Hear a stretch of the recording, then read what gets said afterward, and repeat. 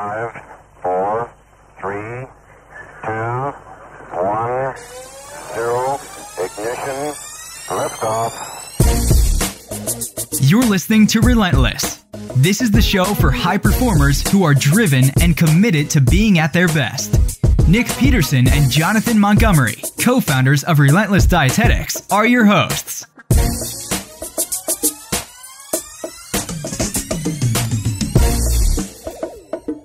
Welcome to the Relentless Podcast. I'm Nick Peterson, hanging out today with Jonathan Montgomery. What is up? And the Dr. Trevor Cashy. Hello! And as per usual, we're here to discuss getting a little bit better every day. And I think today we're going to talk about the whole concept of learning new things. We say mastery a lot. We use the word mastery, but we're using it generally in the context of practical application, knowing enough about something to achieve what you want to achieve. Yeah, I kind of look at this to simply knowing enough to get the job done, whatever that means in terms of what the job is or the level you want to perform at. What it isn't to me in this context of mastery, however, is collecting knowledge to the point where you know more than anyone else in the room simply for the sake of doing just that, especially at the cost of there being zero proof of practical application of that knowledge. There's absolutely a time and place for true mastery past the point of practical application, where you enter the realm of legitimate learning for the sake of it, or in Trevor's case, to add to the available body of knowledge. If you want a PhD in biochemistry at 23 or something completely insane in my world, if that's the goal, then yeah, you're absolutely going to have to get your learn on. You're going to spend a lot of time on it. But there's also a time and place, or many times and places, to learn just enough to accomplish what you want to put into practice and move on to the next subject. Or like I've heard, you refer a couple times to, Nick, at the concept of actualization versus intellectualization. Yeah, I think that gets mixed up sometimes. Kind of like, can you really read about how to ride a bicycle, the theory, versus can you actually ride a bicycle, the practical application? So the question is, what is your goal? To ride the bicycle or not? Well, one of the great examples is 5, 6, 7 years as a personal trainer, opened a gym. And I'm probably one of the few that cannot sit down and tell you every muscle in the body. That is not the skill I wanted to master. The skill I wanted to master was, how do you use each muscle? And then really, how do I transfer the skill and teach others? I see it all the time. I'm sure we all do, is people have mastered skills. They've mastered marketing, influence, sales, all these things. But they can't tell you the theory. They can't tell you why it's working or what they're doing. But they've mastered the actual practical application of it. When you guys talk about like actualization versus intellectualization, I think is the word that you said, Jonathan. But I kind of use stupider words. I think in terms of like vocation versus abstraction, right? So in terms of vocational knowledge, it's, do you know enough to do your job? And in terms of abstraction, it's, do you know the why behind your job versus the how? Nick was saying you definitely don't need to know every muscle in the body to teach people how to put their body in the correct position and activate it. And learning any more than that would help maybe enrich your own knowledge and help you psychologically, but not necessarily translate in terms of business or product quality. I basically wanted to point that out because that is something that I have to wrestle with all the time, where what is the boundary between vocation and abstraction? And like you're talking about contributing to the body of knowledge that exists, you have to get into the realm of abstraction if you want to change the paradigm of the current vocation, right? So there is a way to do things, and you can master that. And then when you do get to the point of really mastery and going into the realms of knowledge that people don't normally dig into, how do you make that usable in terms of vocation? And can you, and is it worth your time to do that? Yeah. And that's the big thing is what is the end result? If it is to again contribute to new frontiers and increase the boundaries of a vocation, then absolutely you have to enter that abstraction. But to me, again, it all comes back to purpose, and it kind of circles back to a previous episode we did where we kind of touched on the fact that being right isn't nearly as important or productive as being effective. And to me, it doesn't mean you should enter a situation with the goal of being wrong, because that rarely helps anyone improve. But what it does allude to is the fact that results, of what you yourself have accomplished in this context are often more important to me than getting the gold star award for knowing the most things while doing very little. It's kind of like we always tell, the members of RD that progression is far more important than perfection. And so it's kind of like chipping away and having the ability to actually put some of that knowledge into practical application versus just accruing it and never acting on it. Yeah, absolutely. And aside from Trevor here, the great Dr. Cashy, Charlie Munger is one of my favorite learners. I have his almanac, Poor Charlie's Almanac, on my desk all the time. And he alludes to this all the time, that he's a huge fan of intellectual knowledge, but most people don't know how to apply it outside of a vacuum or outside of theory. So he's a mental model guy and a basic fundamental guy, just understanding the laws that govern the universe. But one of my favorite examples of this is, I think it was in our inner circle or our private group, where somebody's like, hey, I need help with XYZ, or I want to learn something. What book is going to give me this knowledge? Trevor, do you want to do you remember that rant? I remember a little bit about it. And I think the rant was somewhere along the lines of like, self-help books are great because they're generically motivating, right? You feel like you have a little bit of a deficit, maybe don't have motivation, or I guess maybe chutzpah is the right word, like you're a little shy or anxious about doing something, right? So you consume a self-help book, which in recent years have been more tactfully dubbed to personal development books. And you consume this information and you feel great, right? Like, man, I can do all this stuff now. I just read all this motivational material. I have all these great words that I can use and annoy everybody else with. And really, what ends up happening is that the amount of motivation you get from that book, it kind of reminds me of like when you watch an MMA fight or something of that nature, where like you sit down and you watch people roll around and you go, man, I really want to do jiu-jitsu, right? And then you get all hyped up to do something, and then you leave, and then you wake up the next morning and you forget until the next time you watch an MMA fight, right? And I kind of feel like a lot of personal development books are like that, where you get into this groove of consuming self-help material because it feels good to consume it.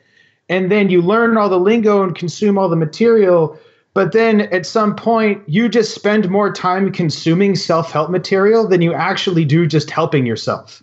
And trying to delineate that is difficult for a lot of people because it feels like consuming self-help material is helping yourself and that there is an investment involved, when it's one of those like, are you productive or are you busy sort of situations. Does that make sense? Yeah, absolutely. It's funny because I remember, we get conversations like this all the time, but the whole self-help thing, especially in this context, it really kind of baffles me and kind of cracks me up and makes me sad all at once.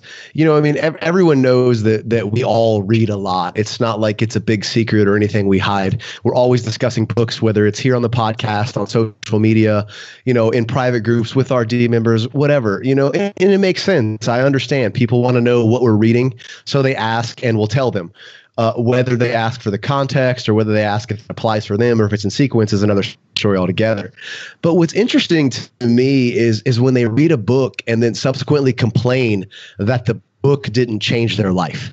It really makes me wonder where that expectation came from, because I know it didn't come from us. As you just pointed out, Trevor, reading a book will not change your life no more than, Nick, as you have always said, reading a book will teach you how to ride a bicycle.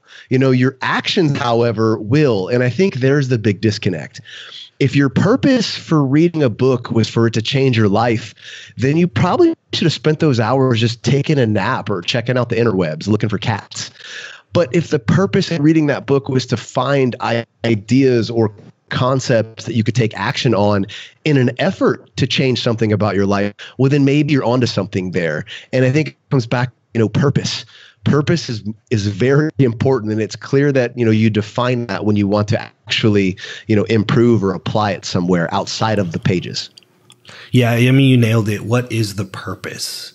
If you want to read a book about riding a bike so that you have language about riding a bike, cool, but it's not going to help you ride the thing, right? And so when people come to us with ambiguous goals or any goal, one of the things that we are going to ask is why? Why do you want to learn this? What is the purpose? Yeah, I hear goals like this a lot, especially when it comes to training. I want to get strong or I want to get swole. What does that even mean? What does swole mean to you? It might mean something completely different to me or Nick or Trevor or anybody else, or strong for that matter. Trevor, as I've heard you say 100 times before, anything past opening a jar of peanut butter, just showing off. So what do you really mean here? What is that purpose? Do you want to set an all-time world record? Great. You know exactly what those numbers are. You know where you stand, and you know what you have to do until you're strong enough to do it, or you can no longer stand the training. If that's not the goal, then is it really worth the effort to train like it is just so you can say you're the second strongest guy in the ice cream parlor or the strongest man over 43, that's a day trader in the Midwest that lifts at 5 a.m. on a Tuesday? What is the point? Specific goals are going to reveal specific plans and subsequent specific lengths you have to go to reach them. And until you have those, you're more than likely going to be meandering about, which is fine, provided that's what you want to do. But the more specific you can be, the more readily apparent just how much effort it will take and how much energy you have to spend to get to that point of enough mastery to be effective in terms of practical application for that goal. And I think that's the big thing you want to key in on. That's a really good point to bring up, especially in terms of goals, because when you dig deep enough and speak to most people who are not a semi-professional or professional athletes, is that their goal really has more to do with a feeling and wanting to feel a certain way than it does having to reach something more tangible. And since a lot of people have trouble really describing ways they want to feel or maybe are embarrassed to say it, they tie it to something else to try and mask the goal they have. So really, we've mentioned this before, it's not that I want to lose 20 pounds. It's that I want to look and feel how I think I'm going to look and feel when I lose 20 pounds, right? And so when you go through the process of trying to change the way you feel, but you change your actions and learn new techniques to change the way you look, you end up having a pretty extreme disconnect, which is not unlike the sort of thing that is mentioned in the book Psycho-Cybernetics, I know Nick likes to talk about all the time, where people can change the way they behave and change the way they look and still not be satisfied on a psychological or emotional level, because there's really a disconnect between what the person is putting their energy into and what their goal is, and they're mastering stuff that is not congruent with their goals. Yep. And I think Jonathan in there said enough. Like, you need to learn, and I think enough is a word we use a lot because it's just such a powerful word when you understand it. The way we look at it, maybe for legitimate reasons, people delve into learning and mastery. The first one is to have fun. The second is to fix a problem. You have like you just pointed out, you have a problem. Maybe it's body image. Maybe you need to master your finances, whatever. The third being helping others fix problems, which would be like coaching and stuff like that. And the fourth is probably the most maddening, and that is just to be right while you're sitting in your underwear on Facebook arguing with people. If you're ready to get the body you desire without depriving yourself of the foods you enjoy, download your free diet playbook now at www.relentlesspodcast.com. So we'll just roundtable and list what we're doing and what stages we're in. And I know Jonathan in particular, you play guitar and stuff. So what are the things that you've kind of mastered in order to just have fun? Yeah, it's funny. This is a good one for me, especially because when I started, I played in a band off and on for 10 years as a kid, straight out of high school, and started playing bass and singing and just singing in my last two bands. So I've kind of always had that musical background. But like everything else, you put things down when life moves forward, and I just started picking the guitar back up again. And it's funny because I started with all intentions of treating it as a skill and going back to the basics, laying down a foundation and building on that knowledge. And that was great when I had the free time to do it. But as we've grown and we've gotten busy and I've had to allocate that time in other directions, it's just been more cathartic for me and more fun to me to just, hammer out a terrible punk rock song and sing really bad out of key for 10 minutes a day rather than spend that working on A sus9 chords or any kind of weird musical theory. So for me, I've gotten to the point where I'm decent enough to enjoy it, and that's okay for right now. It's fun for me. It's cathartic for me. I can get a little bit better at it, but by no means am I trying to become a virtuoso at it. It's enough for me just to have fun. Yeah, I get it. That's where I'm at with writing. Writing's cathartic. That's why I do it. Could I get better at it? Of course, but it wouldn't serve the purpose any better. It wouldn't be any more cathartic. Trevor, what do you actually do, like master crazy things for fun? But what do you have? I've seen you draw and stuff. When I was dating my current wife, she has quite an extensive background in art in terms of like self-taught and painting, especially, that I thought it would be pretty romantic to try and learn to do something similar so I can share something with her. And it was really fun for me because I am a scientist and I approach things in that way, which is completely unfun looking to everybody else. I think both you guys saw me what I was going through when I was trying to learn how to draw, how I went through like the technical aspects of really literally trying to make a straight line and then trying to make a square and then trying to make a box. And then really like 8 weeks later, I did a full portrait. And it was fun for me because my goal for drawing was to draw a realistic portrait, right? And I had like a matter of weeks to do it with absolutely zero background. So it's not really into the fix a problem category that you listed, but it was more like using how I operate internally to try and master something on a systematic level, which for some people is stressful, but for me, it's a way to kind of remove a lot of chaos from my life because it allows me to disconnect from everything else. And I am definitely a mono brain, right? So I am really obsessive about one thing at any particular time. So when I do something for fun, when you watch me do it, it may not look like I'm having any fun at all, probably because I'm not. But it's really the whole purpose is just to disconnect me from whatever I'm obsessing about before.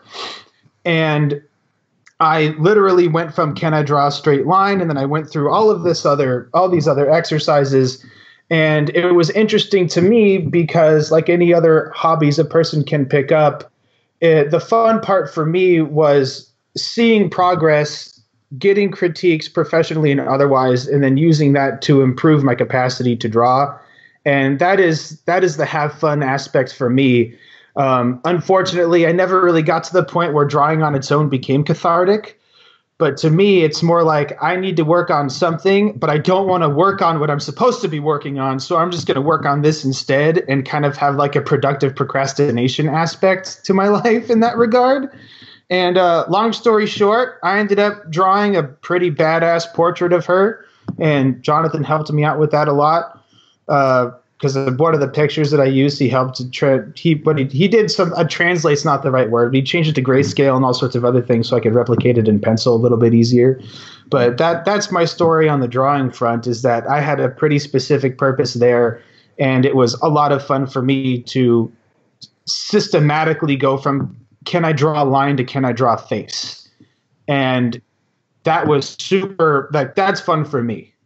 And it was not mindless in the traditional sense at all, but I used a completely different portion of my brain. So that was just a place that I had never stretched myself before, because I was a type of person that didn't really make fun of artists at all, but didn't know how to appreciate it. And it was kind of an unconsidered benefit to be able to appreciate the sort of effort to create art like that. And I'm obviously by no means an artist, but the taste that I got let me learn a lot about what it takes to produce stuff like that, I guess is what I'm trying to say. Kind of long-winded, but it's an emotional subject for me. Yeah, I saw the process, and just watching you go through it gives me a respect for artists because it looked painful. I think what was interesting too is like you said, you reach that mastery, practical application level, and it's not like you needed to go any further than that. You accomplished your task, you learned a new skill, you had that reset. The art wasn't the catharsis, but the learning was. And I think that's a pretty interesting way to approach it. Yeah, for me that was definitely the case. If I just picked up a pencil and started drawing, it would kind of stress me out. Because I'm right there for with me, you. I didn't feel like I reached a skill level that, to me, drawing randomly would end up helping me in any way, which is kind of unfortunate because the ultimate goal for me was all right, I got 30 minutes. I'll sit back in my chair and I'll draw whatever I see. But it really just ended up making me mad when I did that. So when I was drawing, I definitely burned some brain calories doing it. But I don't regret it for a second. And now all of that mental energy I put into drawing before is probably being put into training my dog, which is actually another just fun random thing to learn, which I think everybody should. I'm right there with you. I'm biased. You learn that humans and Pavlovian conditioning and animal behavior and all this sort of stuff has striking similarities, which is probably from not much different at all, man. Yeah, humans are dogs until about age 7 or 8. That's great.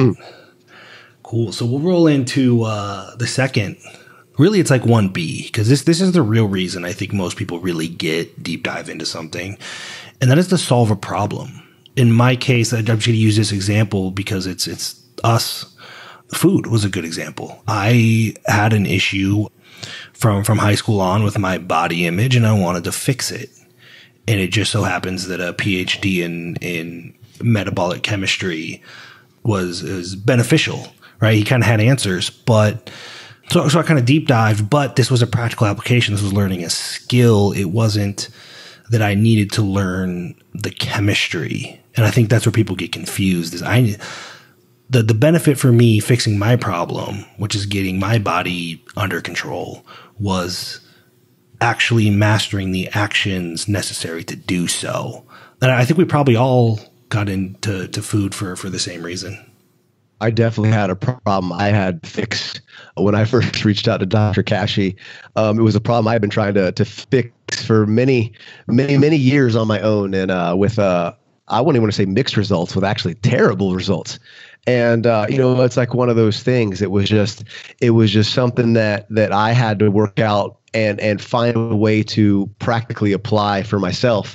And I think that's when I reached out to Trevor and got his help to fix that problem.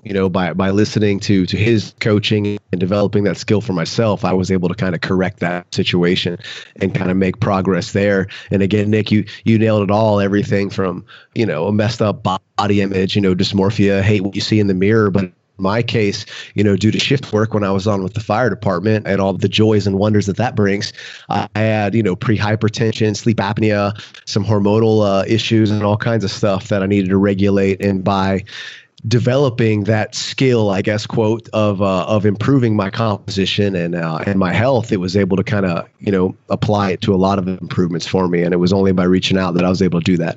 This all happened on accident for me. Because I am definitely not a food guy. I'm definitely not a nutrition guy.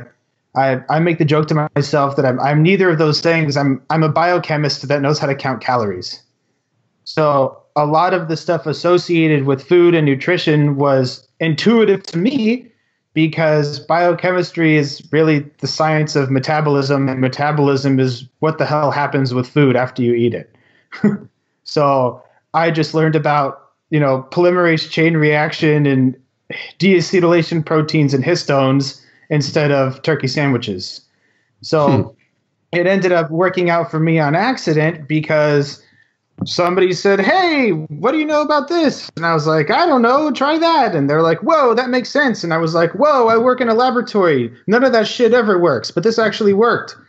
And it definitely drew me in that direction pretty fast.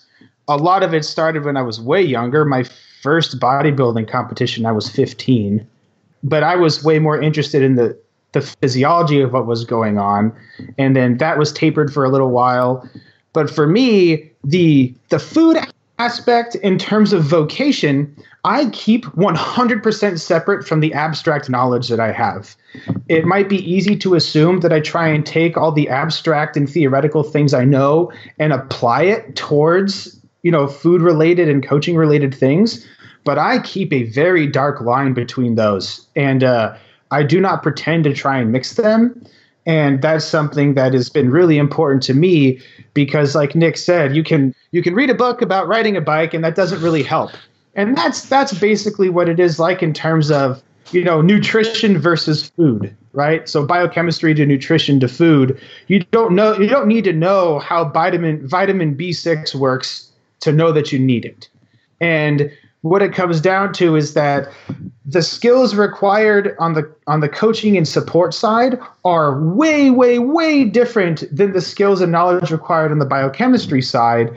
The difference for me is that it's psychologically satisfying because I can draw connections to my previous education. That is kind of how I keep things going for myself, psychologically, because it is hard not to try and, I guess, kind of draw inferences from things that happened in theory and apply it in real life.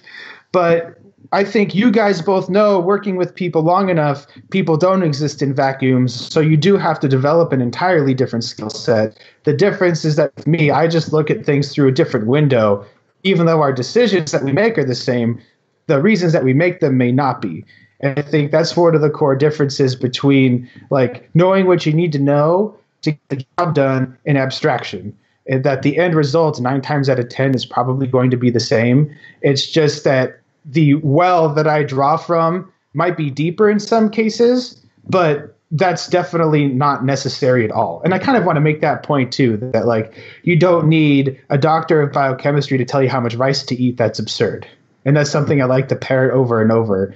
And knowing what that rice does once you do consume it has no bearing on how much rice you need to consume either. The whole spiel right there kind of summed up the big three, right? Like, it's fun for you to deep dive into this stuff, but that doesn't make the practical application any more effective necessarily.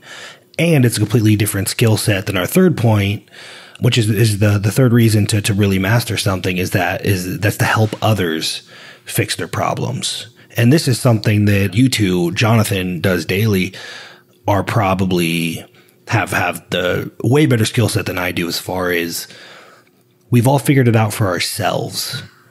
Helping others figure it out is mastering a completely different skill set. Yeah, and here's where reading the book about riding the bike is helpful. I think this is huge because, we were all able to fix our own problems, through different methods, through different reasonings. Nick, you and I listened to Trevor. Trevor was able to kind of have that. One, he's got the background, biochemical knowledge to understand processing of food. But two, he has an extremely interesting way to separate himself from himself, which most people don't possess. So he could actually apply that knowledge to himself and not have that ability or that constant struggle of self-doubt that the rest of us have. But just because you can fix your own problem, man, that has very little to do with your ability to transfer that skill and coach others. And I think we all found that out kind of early on when we tried to apply some of the similar strategies that worked for us. Like, here's your 3 numbers, hit them or don't. And we found out that people don't live in a vacuum and not everybody's capable of being a robot. And we had to kind of over time adjust the skills to actually be able to transfer what we know and what we experience to other people's, speak a different language, find a different way to work, find a different way to click the light switch on. And I think that's where sometimes in that case, as Trevor just pointed out, reading the book on how to ride a bike can kind of give you that language to communicate to others. And we've all had to read quite a few different books. Trevor's into the spectrum on biochemical and nutritional related stuff and the chemistry of food. And maybe the rest of us on more like how to speak to different, populations or whatever. But that's where we've had to kind of dig deep and reach that next level of mastery to be able to kind of correct problems for other people. And that is a completely different animal than fixing it for yourself. And that's a distinction I think that needs to be drawn. If you want to fix yourself, great. That's easy enough to get to that point of practical application. If you want to be able to deal with a diverse population and kind of transfer that skill set, that's another level that's going to require, more of investment of time. So again, what's the purpose? But I think that's a huge distinction. I know T, you and I, we went through a lot of stuff trying to develop the system we currently have to apply it to people that just didn't work the way we did when we first started. Yeah. Yeah. We've worked with well over 1,000 people now. And I can tell everybody listening, I know everybody on this call I can speak for everybody. The people that have the deepest pool of information and facts are not the best at solving their own problems. They don't get the best results. The people with the biggest words and the biggest vocabulary aren't necessarily the best coaches. They actually almost never are. They are different skills, which is why our fourth point, being right on the internet. That is another reason to master something, but it is a completely, in my opinion, useless skill. I try to stay off the internet as much as possible. Juice is not worth the squeeze on that one. I mean, what's the biggest win for you if you yell on the internet? Somebody still doesn't change their mind? I'm okay staying off that one. That's not a level of mastery I need to have. Yeah, being right on the internet does not equal practical application. I won't lie. I'm pretty comfortable with what I know. I've put the time in, right? And I'm not in a position where I need the affirmation of other people to tell me that I know what I know. And I know you guys are at that level too. So really, if it's just a matter of posturing, we're now at a point where you don't really have to, or you never really have to show off to try and get an audience, right? You've established yourself in the community as an authority. And once that happens, there is no longer any need to reinforce that. If anything, you just open yourself up to getting surgerized by the community if you are caught being off. Yep. I think the internet battles are for the people that just can't figure out the practical application. So at least they have their Facebook wall. Yeah. So ultimately, I think the key is figure out what is the purpose. We talked about, is it for fun? Are you trying to fix a problem? Maybe after you fix a problem, it becomes fun. Maybe after you fix a problem, you want to fix other people's problems. They're just understand, why are you mastering something and mastered up to that point? I personally am a fan of doing multiple things. Once I become what I like to say unconsciously competent at something, and I'm achieving it. So in this case, exercise, for example, I don't really need to master it any further. I'll probably go on to another stretch goal, or potentially, if I wanted to, I could dive a little bit deeper. I can't agree with this anymore. To me, better every day simply means continual improvement and continued skill accumulation. These skills can be related. They could stack on each other and they could lead to that, actual level of mastery. Or they could be unrelated in completely different fields, and you could go for that jack of all trades, whatever the end goal is for you and whatever you enjoy. But the key is simply finding activities and ways to stay engaged enough to constantly improve, and to me, that's to the point that you can sufficiently execute a skill or obtain a result. And then you just wash, rinse, repeat, and you keep collecting skills that way. And to me, I know that's personally where I find the most satisfaction is just continually getting better. And sometimes those skills stack on each other and sometimes they're varied. And I think that's the thing, is always ask yourself what the purpose is and what you're trying to accomplish. Yep. Better every day. We're going to have to wrap this one up. This will probably be a two-parter because I think we could jam on this a little bit more in depth, but we're out of time now. Yeah, thanks for listening. And to be honest, I probably could have spent a few more hours on the outro this week, but I just figured the level of mastery needed in terms of practical application to say, see you guys next week, just wasn't worth the extra time. Something about the juice being worth the squeeze.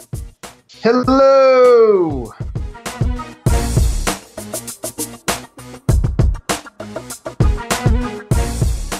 You've been listening to the Relentless Podcast. Now, if you've enjoyed this episode and you want to keep getting a little bit better every day, do us a favor, head over to iTunes, subscribe, leave us an honest review, and be sure not to miss the next one.